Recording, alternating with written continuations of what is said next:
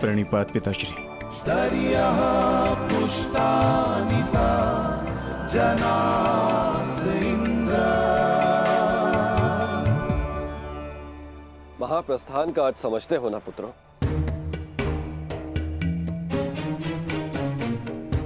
महाप्रस्थान का अर्थ है कि तुम इस संसार को त्याग कर परलोक जाना चाहते हो।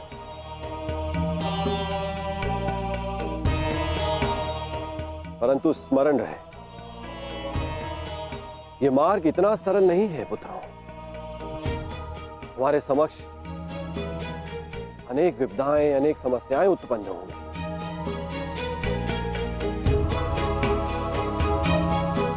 और तुम्हारे संरक्षक इंद्र के रहते हुए यह कैसे संभव है? तुम चलो मेरे साथ, मैं स्वयं तुम्हें अपने रथ पर देवलोक ले चलूंगा।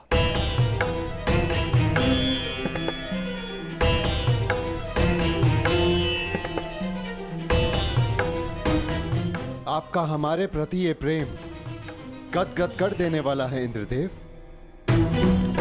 परंतु हम आपके साथ जाएंगे या नहीं, इसका निर्णय स्वयं इंद्रपुत्र लेंगे।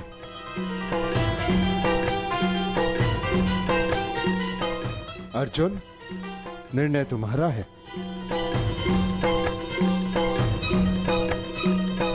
पिताश्री, हम पूर्ण रूप से देव नहीं, हमारे भीतर आधा अंश मानवों का है। और मनुष्य को परलोक तक पहुंचने के लिए यात्रा करना अनिवार्य है। हम मनुष्य की पीड़ा और समस्याएं सहते हुए महाप्रस्थान करेंगे।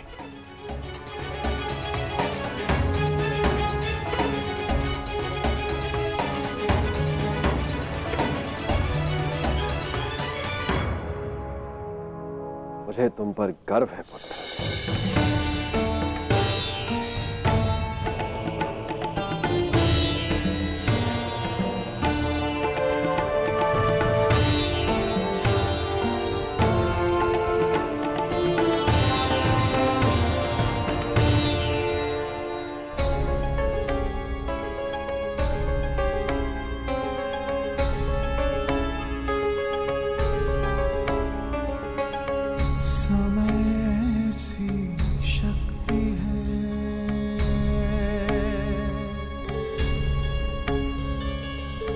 सभी समय से हारे,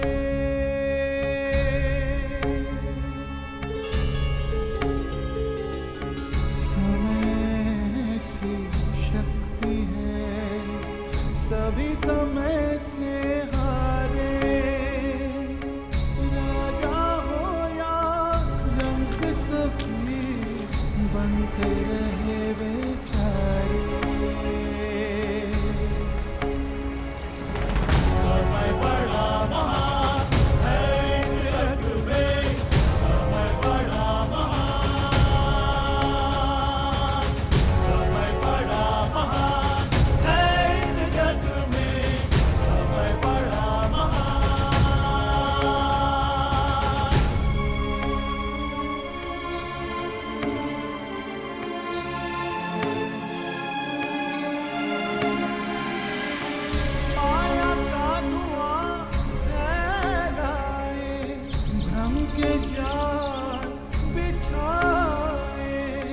मन में घृणा द्वेष भरे, फिर अपनों को लड़वाए। सही समय पे सत्य को लाए, झूठ को करे किनारे। राजा हो या रंक सभी बनते रहे बेचारे, बनते रहे बेचारे। समय बड़ा महान है इस जग में, समय बड़ा महान, समय बड़ा महान है इस जग में, समय बड़ा महान।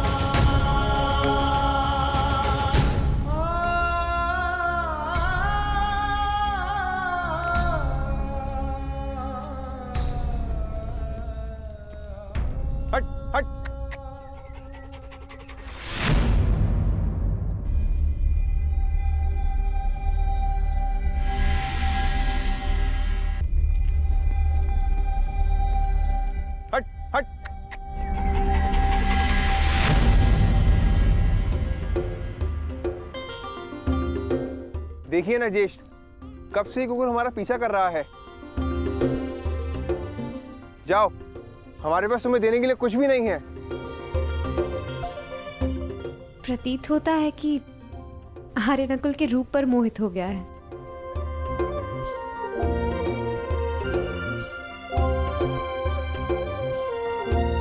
हट। रहने दो नकुल। यदि ये भोला जीव साथ आना चाहता है तो इसे आने दिया जाए। मनुष्य की अंतिम यात्रा में जो साथ दे उससे सच्चा सह यात्री और कोई नहीं। और फिर क्या पता इस कुकुर को भी इसका लक्ष्य प्राप्त हो जाए। आने दो।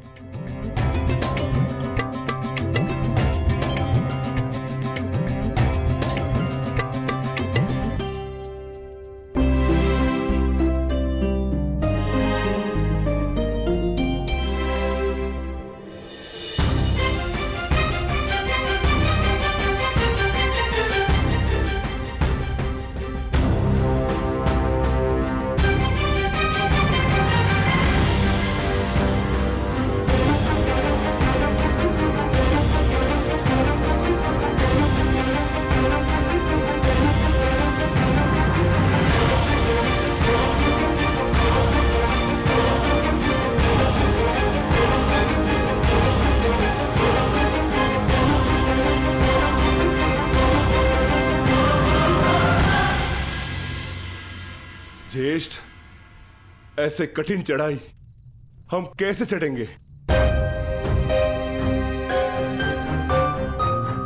मार्ग अब दुर्गम नहीं, अगम हो गया है और किस ओर जाना है इसका भी कोई भान नहीं।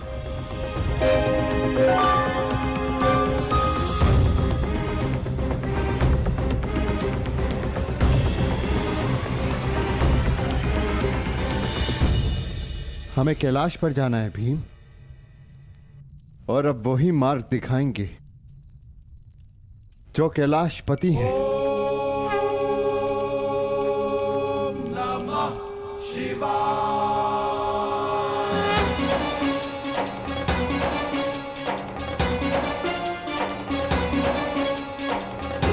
त्र्यंबकं यजामहे सुगंधिं पुष्टिवर्धनम् उर्वारुकमिव बन्धनात् मृत्युर्मुक्षीयमामृतात्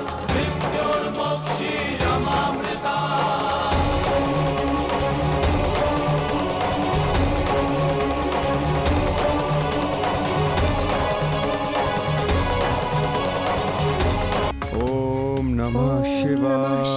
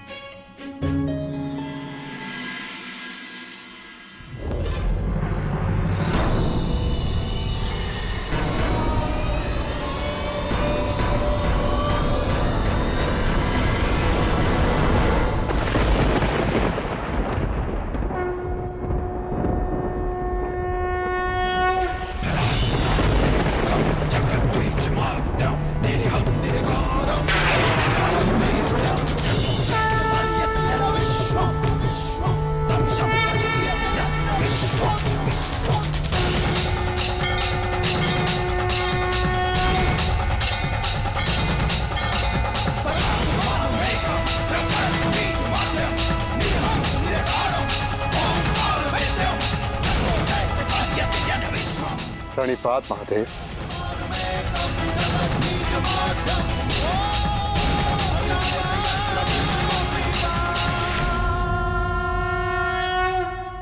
तपस्या तो सभी करते, परंतु अपने कर्म में रत रहकर भी जो ईष्ट का स्मरण करे वही वास्तविक तपस्वी है। युधिष्ठिर, तुम सबने एक क्षण भी मेरा ध्यान नहीं त्यागा। मैं प्रसन्न हुआ। यहाँ पृथ्वी का छोर आ गया है पांडुपुत्रों। इससे आगे का मार्ग इहलोक को को जाता है।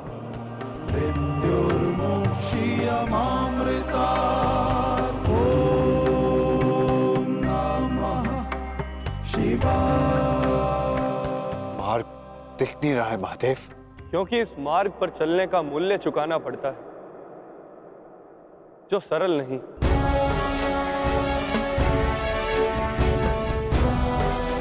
इस मार्ग पर जाने के लिए सब कुछ त्यागना पड़ता है, वो सब जिसकी आवश्यकता उस लोक में नहीं।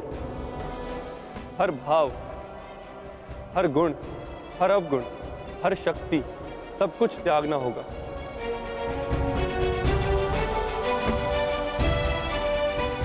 जब मनुष्य में केवल पंच तत्व रह जाते हैं, आत्मा में चेतना और हृदय में धर्म, तो ही ये मार्ग दिखता है। मैं समझ गया महादेव, मैं समझ गया।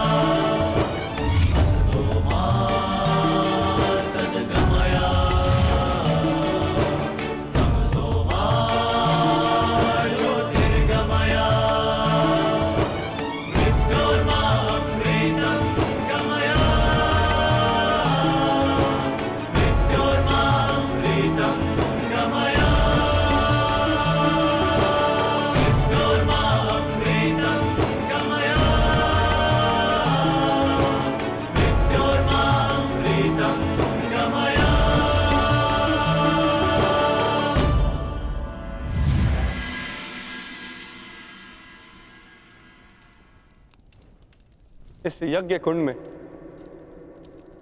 अपना हर भाव, हर शक्ति समर्पित कर दो पांडुपुत्रों।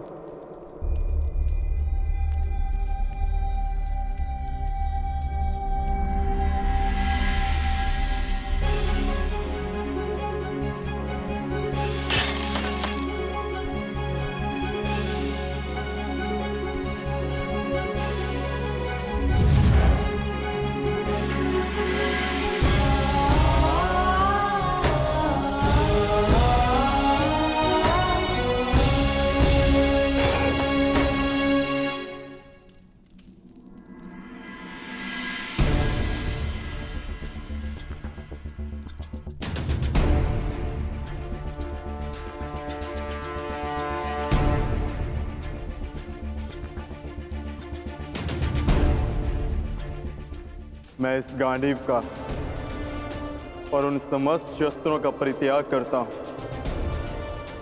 जो मैंने देवों से पाए।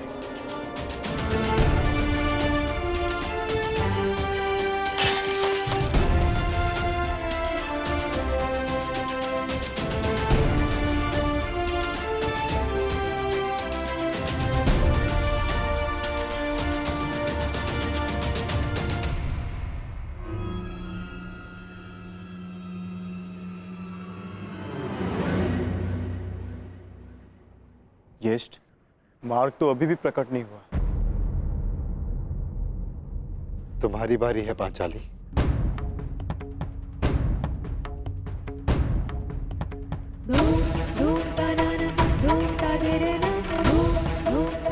ना ही मेरे पास कोई अस्त्र है और ना ही कोई शस्त्र, परंतु मैं अपने हृदय की अग्नि, अपनी सभी आकांक्षाओं और सभी भावनाओं को इस पवित्र अग्निकुंड में समर्पित करती हूँ।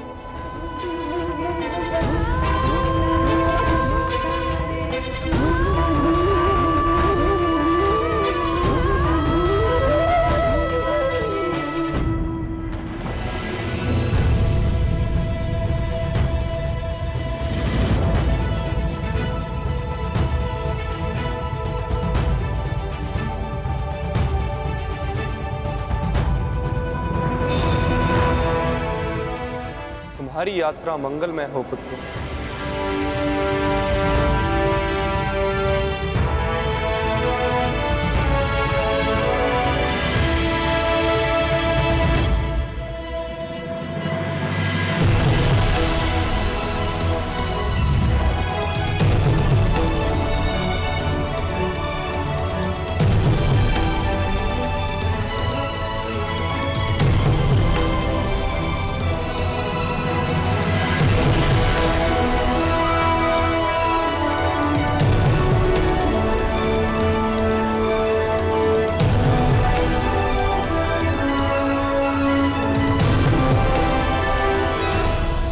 ये क्या कर रहे हैं ज्येष्ठ?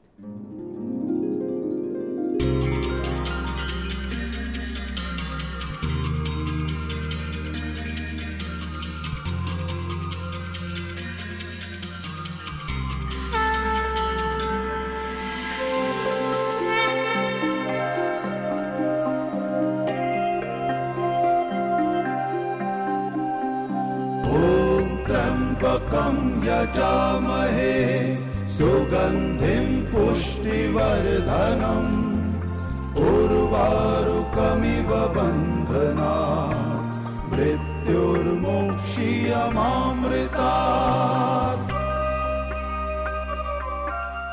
यहाँ महादेव ने हमें जीवन का अर्थ समझाया है।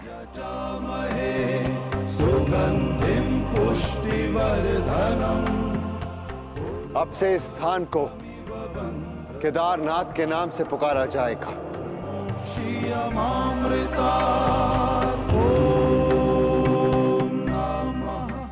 जो भी यहाँ आकर दर्शन करके अपनी भावनाओं और कामनाओं का त्याग करेगा उसे देवलोक का मार्ग प्राप्त होगा।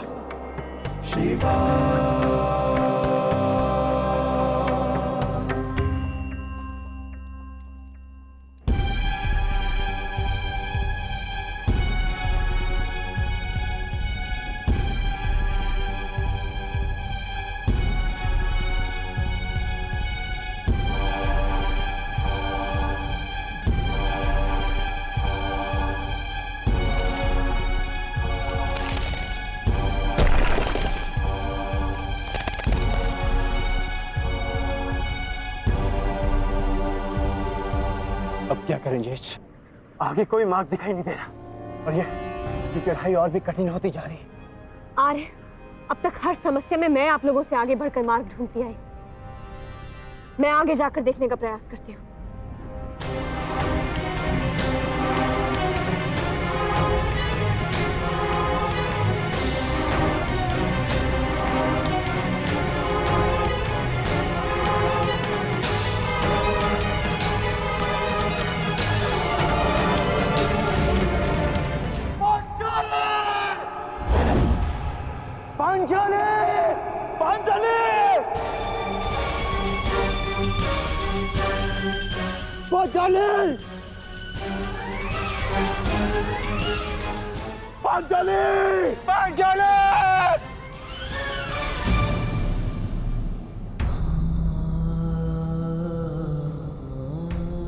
ये क्या हो गया ज्येष्ठ? पांचाली सदैव के लिए हमें छोड़कर चली गई। नहीं नकुल, ऐसा नहीं हो सकता। मैं इन सारे पर्वतों को नष्ट करके पांचाली को निकाल लाऊंगा।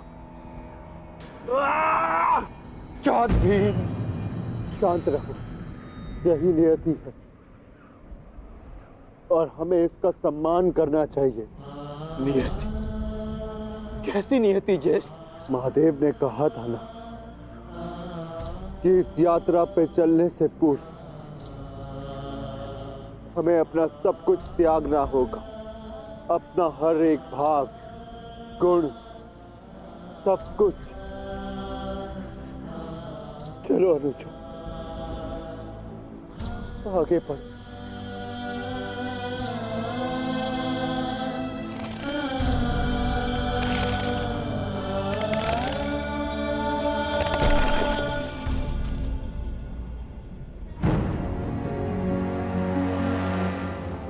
देखिए ज्येष्ठ, कितना सुंदर पुष्प है।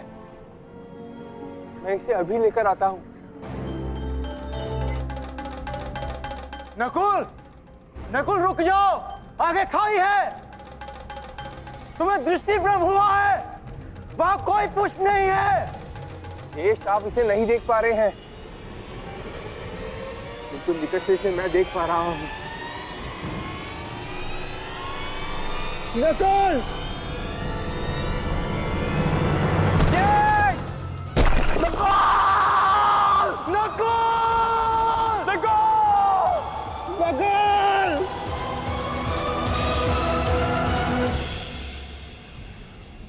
यही नकुल की नियति थी। उसे स्वयं की सुंदरता से बड़ा मोह था और वो सुंदरता के मोह से ही अंत को प्राप्त हुआ। वो अपने मोह के भाव को नहीं त्याग पाया और इसी कारण उसका अंत हुआ। आगे बढ़ो अनुजा, यात्रा भी शेष है। आओ।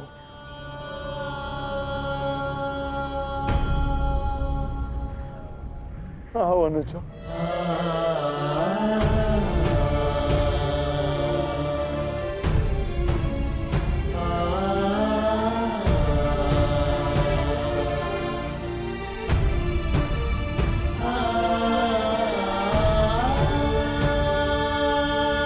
सहदेव,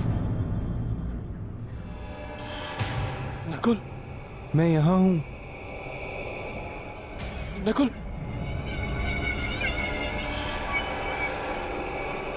सहदेव, रुक क्यों गए? आगे बढ़ो, मुझे तुम्हारी आवश्यकता है। ज्येष्ठ, नकुल जीवित है।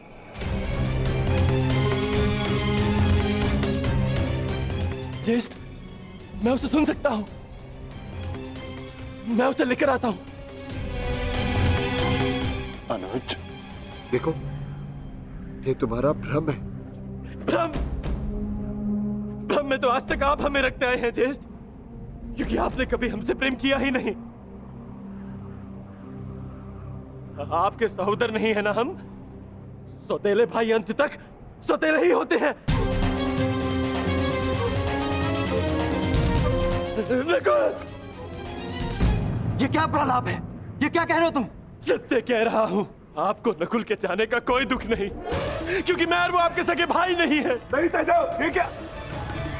किंतु वो मेरा सगा भाई है और उसके बिना मैं यहाँ से नहीं जाऊंगा। नहीं सहदेव, नहीं, कुछ नहीं है। नहीं चाहिए, नहीं चाहिए आपकी सहायता। सहदेव, आप तीनों तो चाहते ही नहीं कि वो बचे। नहीं सहदेव, मैं अपने भाई को स्वयं बचाऊंगा। सहदेव, सहदेव, सहदेव!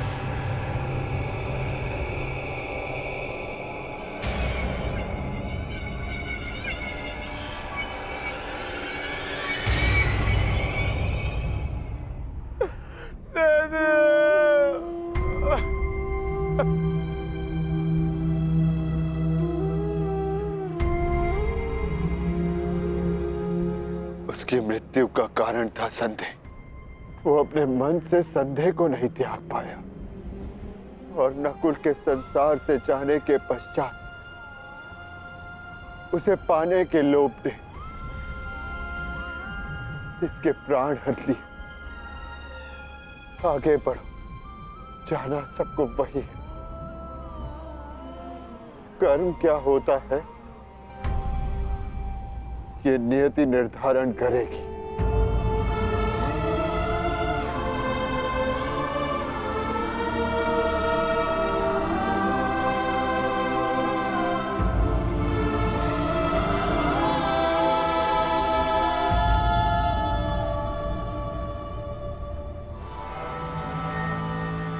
ज्येष्ठ, आगे कुछ भी दिखाई नहीं दे रहा है।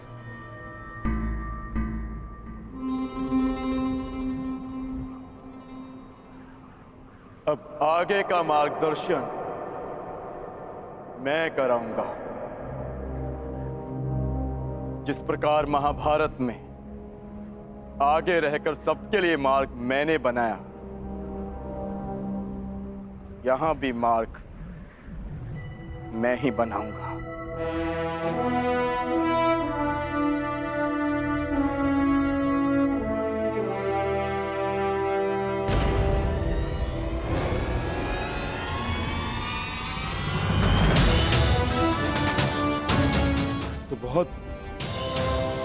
बहुत विहल खाई है।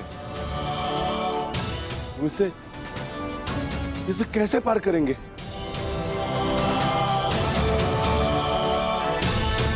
इसे पार करना कौन सी बड़ी बात है भ्राताश्री।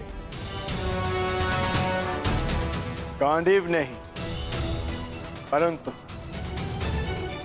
आचार्य द्रोण की शिक्षा तो है मेरे पास।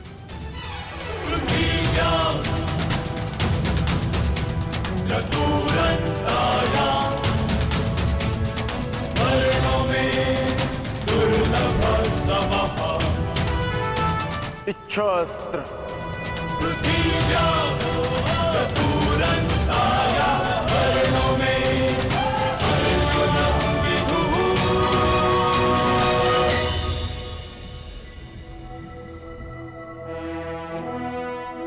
पार जाने का प्रबंध हो गया है ज्येष्ठ। आगे बढ़िए।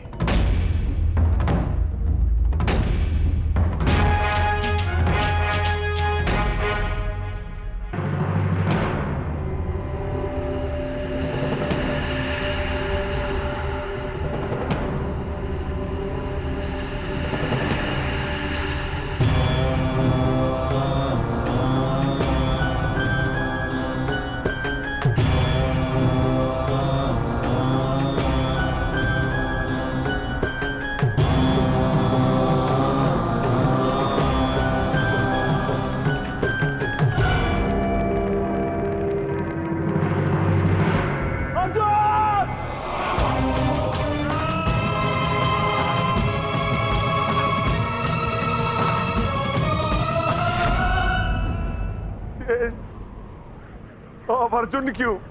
क्योंकि उसे मत था कि उससे श्रेष्ठ कोई नहीं। केदारनाथ में वो अपने मत को नहीं त्याग पाया, इसीलिए वो अंत को प्राप्त हुआ। आगे बढ़ो अनुज, यात्रा शेष है। बस बहुत हो गया ज्येष्ठ। मार्ग काय ढूंढते हैं? मैं पवन पुत्र हूँ, श्री हनुमान का अनुज हूँ। मैं अपने स्वयं के बल से मार्ग बनाऊंगा, नष्ट कर दूंगा इन सारे पर्वतों को।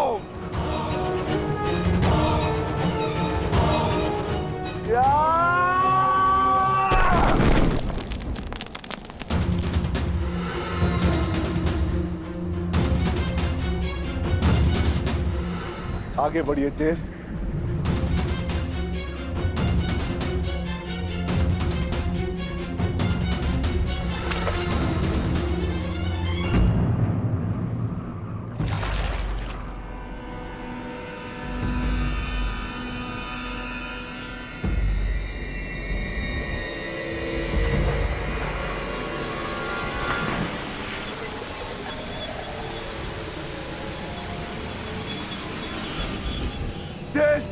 मुझे बचाइए।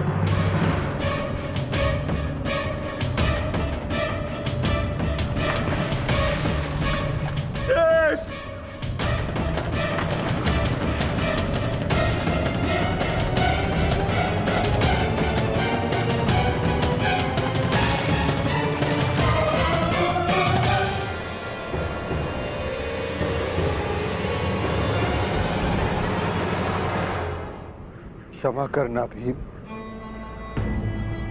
तुम महाबली पवन पुत्र भीम हो, अपनी सहायता करने में सक्षम हो, परंतु ये भोला कुकुर अपनी सहायता नहीं कर सकता, इसीलिए मैंने इसे बचाया। मैं समझ गया ज्येष्ठ, मेरा अंत आ गया है, परंतु इससे पूर्व मैं अपने अंत का कारण जानना चाहता हूं। ज्येष्ठ बताइए। क्रोध, तुम्हारा क्रोध भयंकर था विक्रोधन। तुमने क्रोध में उनके भी प्राण लिए जिन्होंने कोई दोष नहीं किया था, और आज तुम्हारे अंत का कारण क्रोध ही है। तुम्हें शांति मिले अनुज।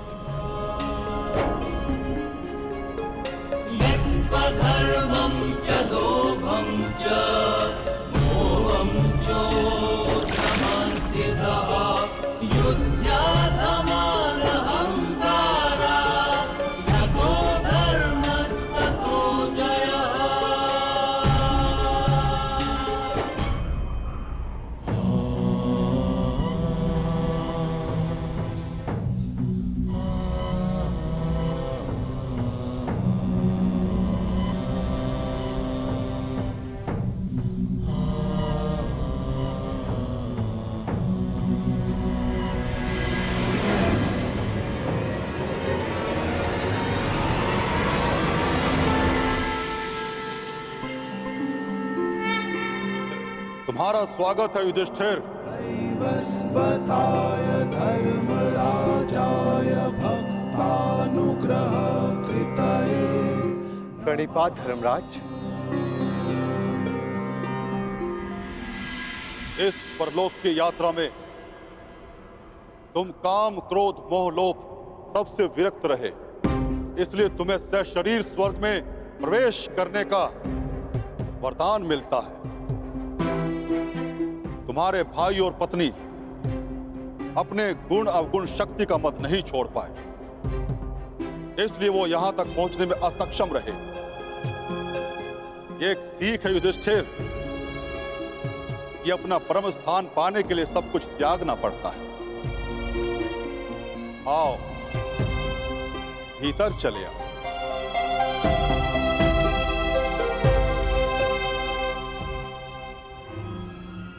आओ मित्र, भीतर चले।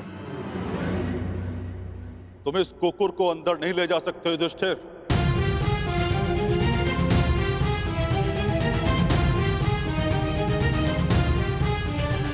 क्षमा कीजिएगा धर्मराज, परंतु जिन कठिनाइयों से जिस प्रकार मैंने इस यात्रा को पूर्ण किया है, उसी प्रकार इस कुकुर ने भी इस यात्रा को पूर्ण किया। और हर यात्री को लक्ष्य तक पहुंचने का फल अवश्य मिलना चाहिए। मैं इस कुकुर को छोड़कर नहीं जाऊंगा। जो अंत तक साथ दे वही धर्म है, और इस नाते ये कुकुर मेरा धर्म है।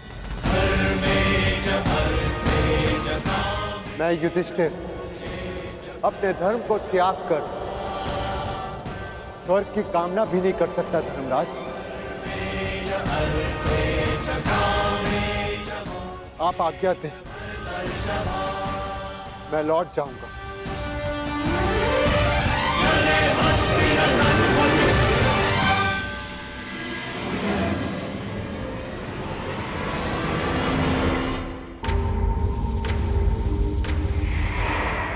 साधुवाद युधिष्ठिर, तुम अपनी परीक्षा में पूर्णतः सफल रहे। जो धर्म का साथ नहीं छोड़ता, धर्म उसे अवश्य परम धाम ले जाता है। चलो मेरे साथ स्वर्ग चले।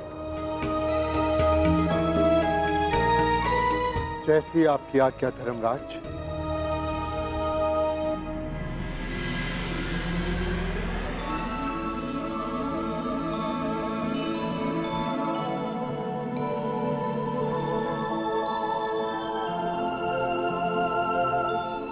आओ युधिष्ठिर आओ। इस स्वर्ग में तुम्हारा स्वागत है।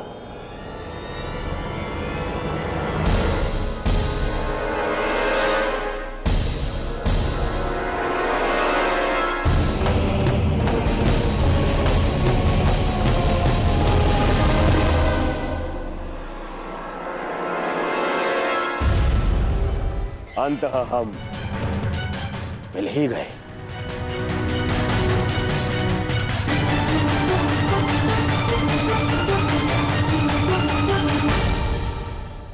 अरे किंतु तुम अकेले क्यों आए? तुम्हारे बाकी पांडव और पांचाली उन्हें कहां छोड़ाए? उन्हें साथ नहीं लाए? अरे कहीं ये भय तो नहीं था कि मैं दोबारा तुम्हारे भाइयों को दास बना दूंगा और द्रौपदी को दासी। हाँ?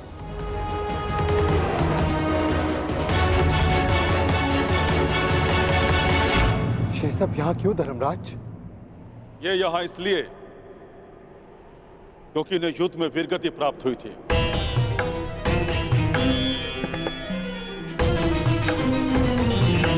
और ये पहले से निश्चित था कि जो कुरुक्षेत्र में वीरगति प्राप्त करेगा उसे स्वर्ग में स्थान मिलेगा। परंतु मेरे भाई और पांचाली कहाँ है धर्मराज? मुझे उन्हें देखना है। आओ मेरे साथ।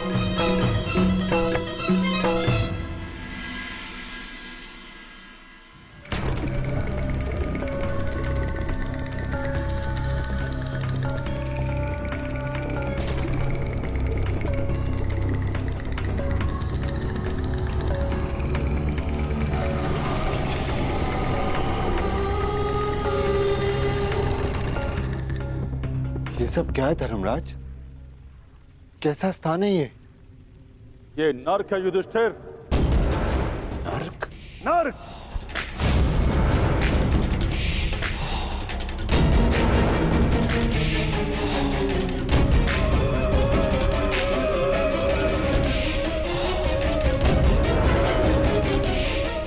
किंतु आप मुझे यहाँ क्यों लाए?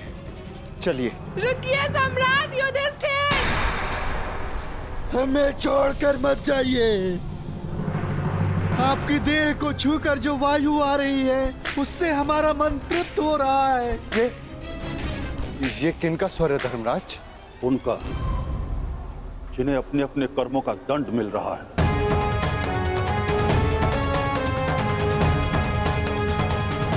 मैं उनसे मिलना चाहता हूं। चलिए मेरे साथ।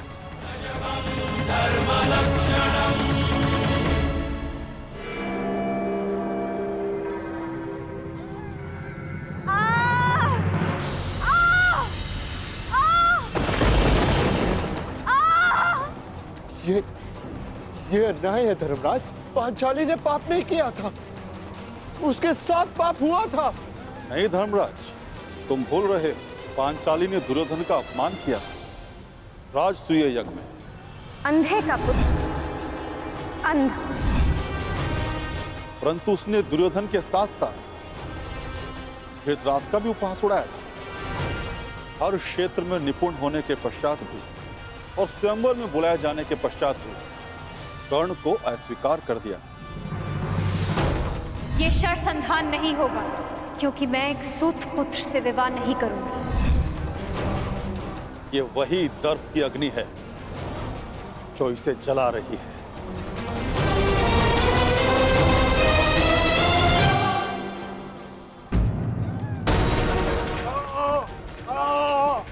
वो ये कौन है?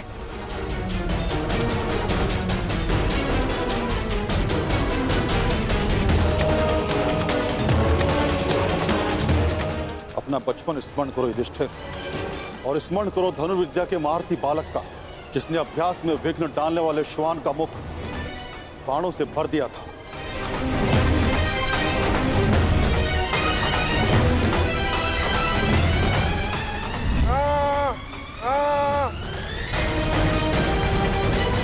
एकलव्य? परंतु ये एकलव्य नहीं, ये वो है जिसके कारण एकलव्य को धनुर्विद्या का त्याग करना पड़ा और अपने अंगूठे का भी त्याग करना पड़ा।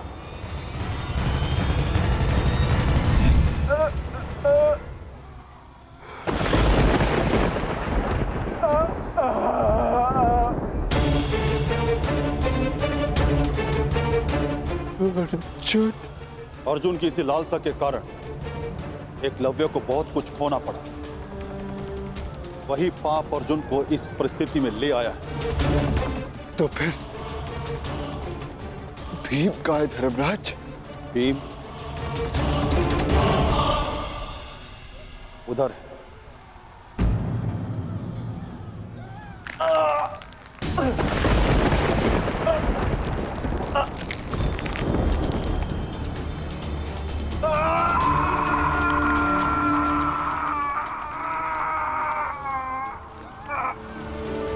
भीम की ये दशा क्यों धर्मराज? भीम ने किस प्रकार अनीति से जरासंध को मारा था,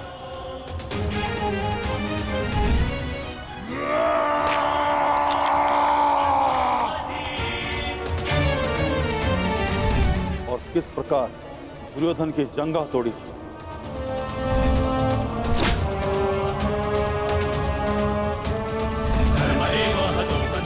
अपने प्रतिशोध के चलते किस तरह से भी मनुष्यता त्याग बैठे और रक्त पिपासु बन गए। धर्म की स्थापना के लिए कभी कभी वध आवश्यक हो जाता है, परंतु बर्बर बनना उचित नहीं। भीम को उसकी बर्बरता का दंड मिल रहा है। क्या नकुल सहदेव को नहीं देखना चाहोगे? नहीं नहीं धर्मराज, वो दोनों फूल से जैसे बालक, मेरे पुत्र जैसे, मेरे भाई नहीं। मैं उन्हें नहीं देख पाऊंगा, नहीं देख पाऊंगा मैं उन्हें।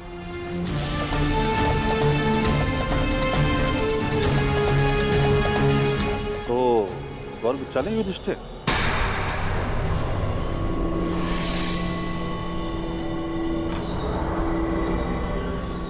मैं क्यों? क्योंकि तुम अकेले अपने भ्राताओं में निष्पाप हो, इसलिए तुम्हें स्वर्ग में स्थान मिला।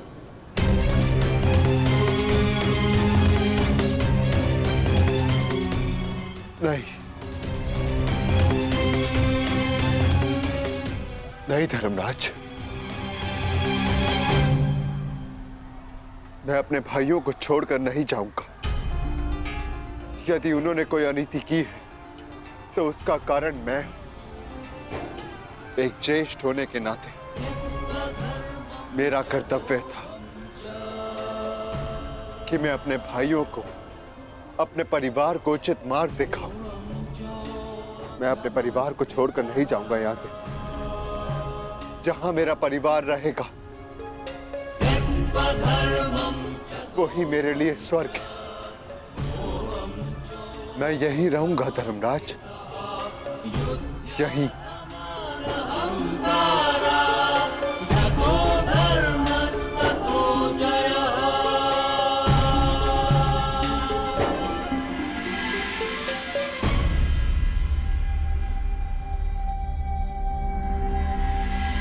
अद्भुत युधिष्ठिर, अद्भुत। तुम्हारे कर्मों में केवल एक पाप था धर्मराज युधिष्ठिर। तुमने अपने गुरु द्रोणाचार्य से अश्वत्थामा के लिए आधा सच कहा, और वो आधा सच पूरे झूठ से बढ़कर था। इसलिए तुम्हें ये यातना दी गई। तुम्हारे सभी भ्राता और समस्त परिवार वहां है, स्वर्ग में, तुम्हारे स्वागत के लिए।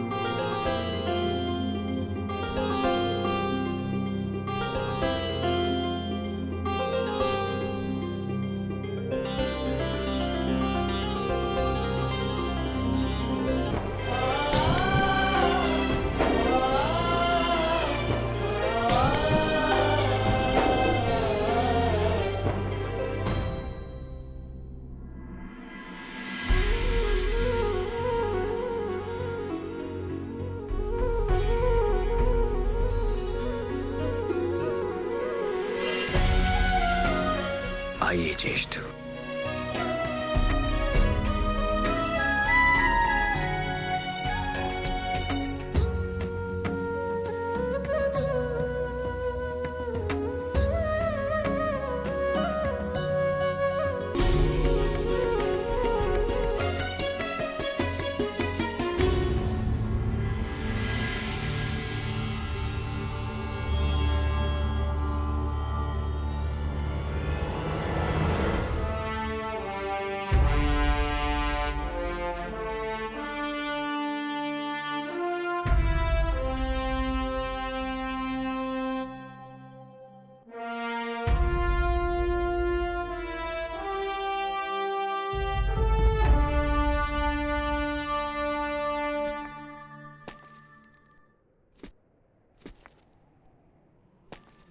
दिव्य दृष्टि से बाण शक्ति से जीते ये सारा रण। मित्र वेग है सूर्य तेज है कवच चढ़ा इसके तन।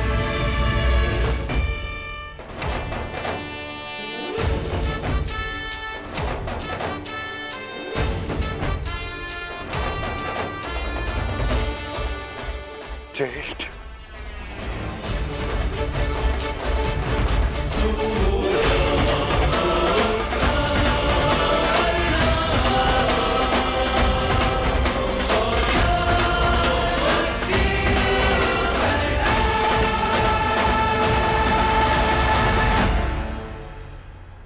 अनुज,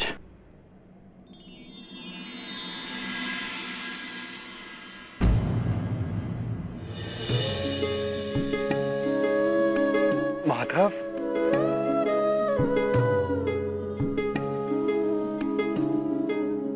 माधव,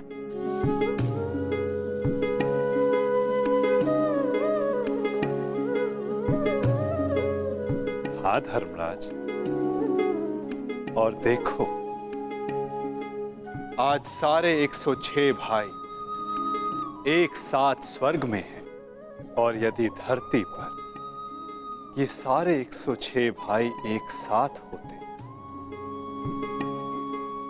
तो धरती को स्वर्ग बना देते। युद्ध सदैव अंतिम प्रयास होता है, प्रथम प्रयास सदैव प्रेम होता है।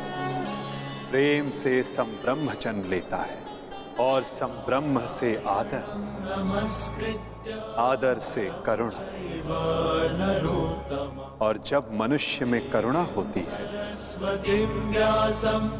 तो वो एक दूसरे की आवश्यकताएं समझता है, उसकी पीड़ा समझता है, उसके निर्णयों का सम्मान करता है। और जहां एक दूसरे के लिए सम्मान हो, वहां युद्ध के लिए कोई स्थान नहीं होता।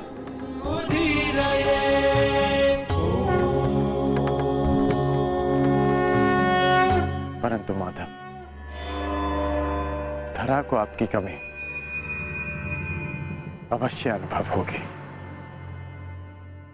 मैं दूर कहां हूं, मैं तो कण कण में हूं, तृण तृण में हूं। मैं हर मनुष्य के भीतर, जहां मेरी सोच है मैं वहां हूं।